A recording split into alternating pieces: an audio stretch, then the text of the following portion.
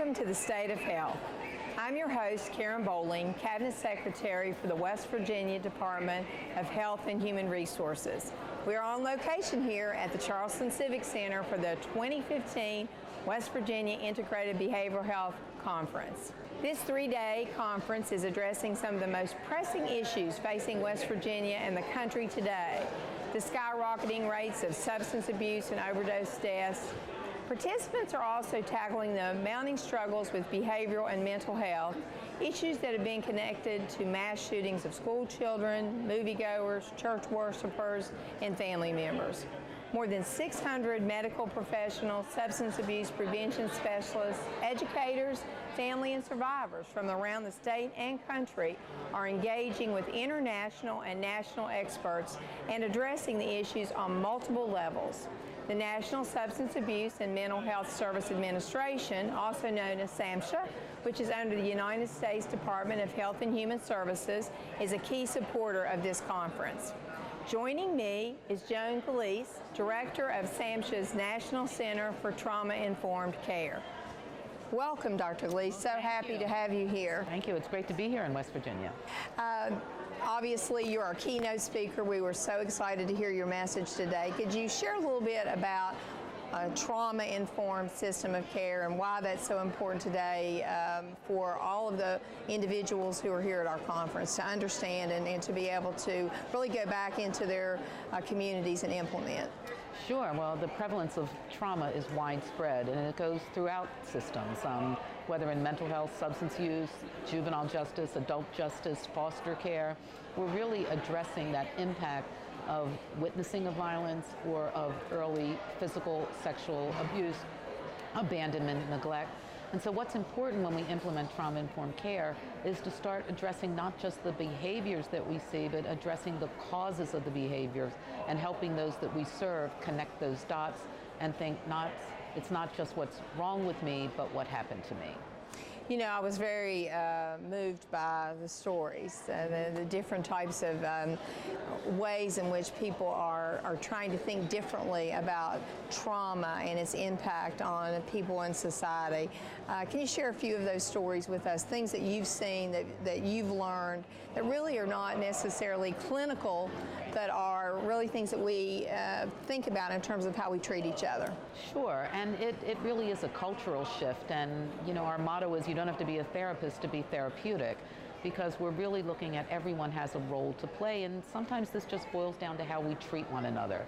So one of the stories that I saw that was most incredible happened in a criminal justice setting. It happened in a prison in Hawaii under the leadership of Mark Patterson, who was the warden of the women's prison, when he understood that many of the women ended up in the criminal justice system for what they did in order to cope with what happened to them. Many were in there for substance use, prostitution, issues that really had at that basis, that core basis, unresolved early trauma. He changed his whole culture. So when women come into that facility, they're greeted with, you know, you have to do your time. We're not excusing behavior, but while you're here, we're going to help you heal and we forgive you.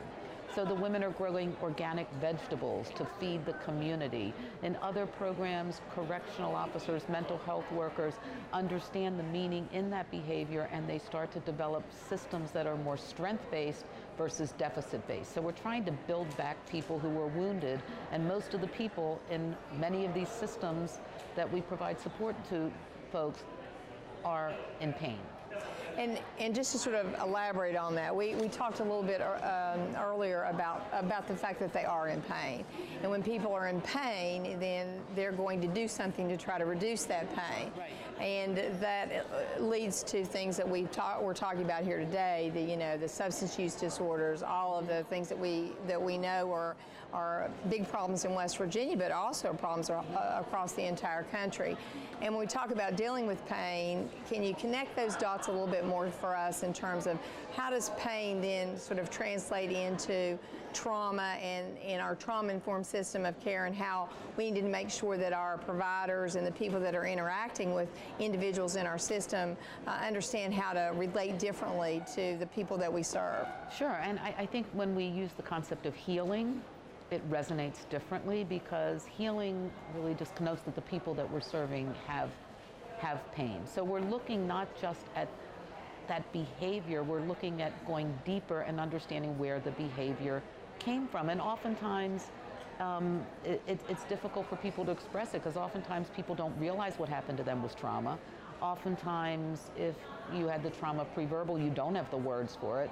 Oftentimes, if you were dissociative or took yourself out of the situation when the trauma was occurring, you don't have the words for it. So it's really just, I think, thinking differently about where these behaviors are coming from versus just getting at that behavior. And I think when we dig down even deeper, we're going to see that there's some huge pain underneath all of this. So healing is, I think, the message that we should be putting forth. I think all of us have a role in healing, no matter what we do in any of our settings where we're helping, our youth, or we're working in the adult system of care. We can all create an environment that's healing. Right. So what are some ideas, some ways that we can create better environments for individuals who are incarcerated or people that are going into, psychiatric residential treatment? What is it that we need to think about in a different way when we are talking to those individuals, and really visually what they see when they come into our settings? Well, I think it can happen anywhere. I think that first point of entry, the receptionist. I mean, in your own life, how you go into places and receptionists can either make or break your day. Right. Think about going to motor vehicles administration or wherever you might be. That first point of entry is really important. Are you greeted with respect and courtesy, or are you told, here, fill out these papers? What do we do in our waiting rooms, for example? If it's a child serving program, do we have toys that aren't broken? And do we have maybe a snack for kids that are coming in and maybe hungry after school? What do we do in terms of our criminal justice system? How can we look at the reduction of shaming individuals? Clearly, people are not going to be excused for whatever behavior they might have gotten them into trouble in the first place, but to look really seriously at where that behavior came from, and to create environments that are comforting rather than controlling. Not to coddle behavior, not to excuse behavior, but to reduce the likelihood of violence, to reduce the likelihood of contention by creating environments that are that feel soothing and calming. I have a particular interest in children and in youth, and how do we help these children so that we do have a really good trauma-informed system of care, and that we're ensuring these children get the most appropriate care, right time, right place, by the right provider.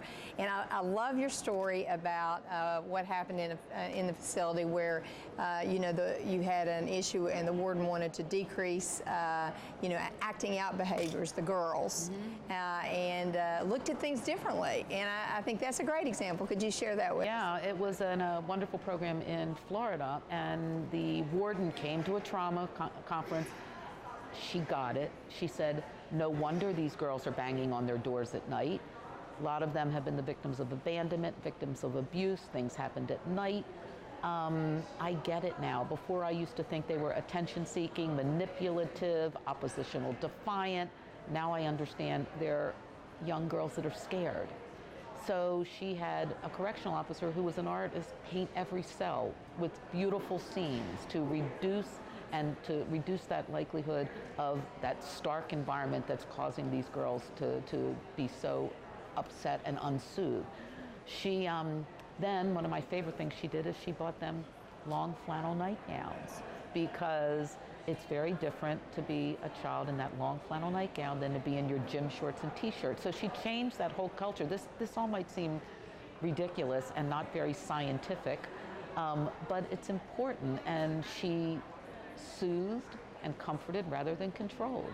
So she changed the whole way the girls saw themselves. She changed the way the officers saw themselves, just through implementing these very, very simple things that she created. No one told her how to do this, but it's that really those creative things. Looking at programs where, one program where we were in, the kids, it was a residential facility, and the kids between 3 and 5 were really upset, agitated. It's when they had the most incidents occurred. They switched that time, 3 to 5, into what they called hors d'oeuvre hour. And so they started serving hors d'oeuvres between. So they took a time that was really difficult and turned it into a time that the kids looked forward to.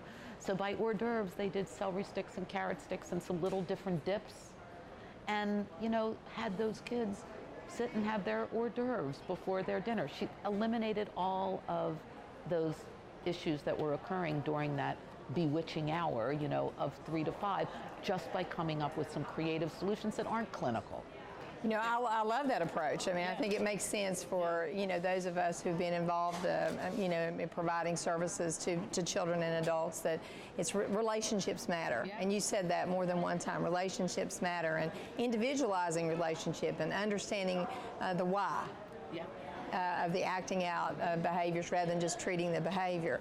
I mean, I know there's so many courageous survivors out there that tell their stories. Do you think that really does make a difference in terms of understanding when people can speak from their heart to others, when we're trying to sort of change a culture of people who have been providing care in a certain way for so long, and we want to make it different. We want to do it differently. Sure, and I think you're going to hear from William Killebrew. He'll be speaking in just a moment, and the, you know, William's story of hope and resiliency in the face of extreme pain really resonates with individuals. So, yeah, I think that in addition to people just telling their own story, I think it's important for people who have received services to tell us what would make a difference and what can we do differently. So it's not just telling your story. It's about people listening, understanding, and being advised by people receiving services about what can we do differently to create those environments. So it needs to be a partnership, in my opinion, of people who have been the recipients of services as well as people who have been the providers of services. Well, thank you so much. I really enjoyed meeting you, and certainly hope to see you again back in West Virginia as we continue to learn and grow. We'll be back, and thank you so much for having us. Thank you. Coming up, we'll meet a man whose story has been featured on Oprah, MSNBC, CNN, BCC Worldwide, and many more media outlets. And he is speaking at this conference. We're so excited to have him. We'll tell you why when we come back.